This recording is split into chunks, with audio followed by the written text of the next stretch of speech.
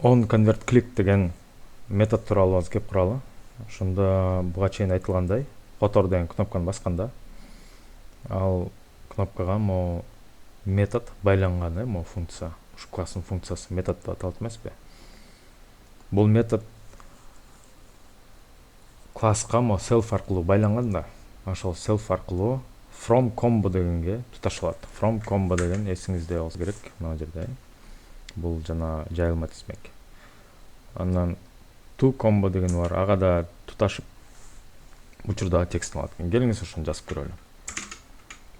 Азыр могу try except дегендерди жазбай эле, түз эле жаза беребиз. From combo. From value деп коелучу, from value. Self from combo'ga кайрылып атабыз. Да бир жолу айтылып коеюн, from combo мына биякта. Анын current text дегенди алабыз. Анан to val деген бар. Self to combo current text. Алдык, эми буларды print кылып көрөлү, чыгарып көрөлү. From val to val. Эми муну программаны иштетели. Көрөлү. Мисалы, мында алдык. Нерсе жаздык. Kilometer foot чыгып атат. Сонун эми value деген бар. Биз input value edit деген бар эмеспи? Ошонун текстин алышыбыз керек. Self value edit text деп алат экенбиз муну. Print кылабыз. From val дедик, to val дедик, анан value деп чыгарып коелу.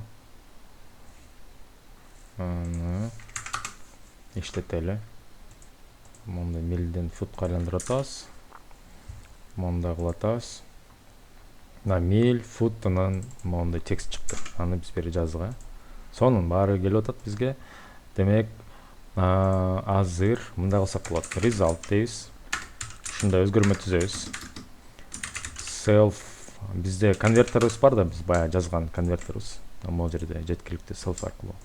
Анын convert деген методу бар. Биз азыр ошол эми мааниси билинип атат окшойт, Ушу convert дегенди айтабыз. Аны convert деген карасаңыздар, мен могу жерге типтерин кошуп койдум. Бул эмне кабыл алат деп, түрлөрүнчү. Мурун мында эле жазган болчу. Мында эле болуп турган да. Муну биз кошуп койдук. Мында float дегенди ушундай типтеги нерсе чоңдук кайтарат. Ошондой эле бул мондай тип кабыл алат, string кабыл алат, саптык чоңдук кабыл алат деп жазып койдук. Неге бул пайдалуу? Өзүбүзгө эле ыңгай түзүп берет. Мисалы, могу жер from value деген, мисалы from unit деген намы from value берип койдук.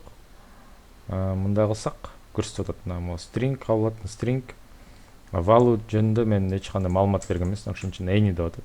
Бул болсо айтабыз any эмес, бул float алат деп атабыз. Ал эми буну көрдүк, биз жана string чыгып калды. Саптык чоңдук чыгып калды, мында DSC деп. Андай болбош керек. Бул float кабыл алат. Демек биз аны ал текстти конверттешибиз керек. Эми бул текст албетте муну конверттелбейт, которулбайт floatка. Ошондо жыгылат. Ал жыгылганда биз өзүнчө ал кодду туура тейлегендей кылып try except кошобуз. Азырынча кошпой турабыз. Print келиңиздер, мону аягын чейин чыгарып коеюн. Эми from unit барабар from val деп мону кайсыдан, мисалы километрден, бул болсо мисалы милге, ошол сыяктуу жазылып атат. Эми муну алып салсак деле болот. Жөн эле жазып катар менен тизип кетсек деле болот. To unit деген барабар to val депчи. Жөн эле биз to val деп коебуз. Үчүнчүсү value экен, аталышы менен бул параметрдин аты окшош болду, мына бул. Айырмасы жок, окшош болбосо деле иштей берет. Муну жөн эле val деп койсок деле иштейт да.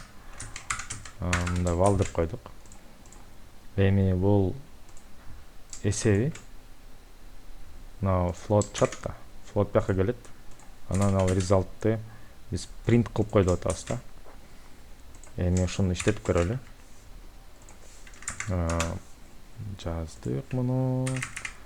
Мындай кылдык. Котор дедик. Баары сонун иштеп атат. Эми кийинки видеодо муну натыйжага салганды айтып берейин жана try except кошуп коеюн.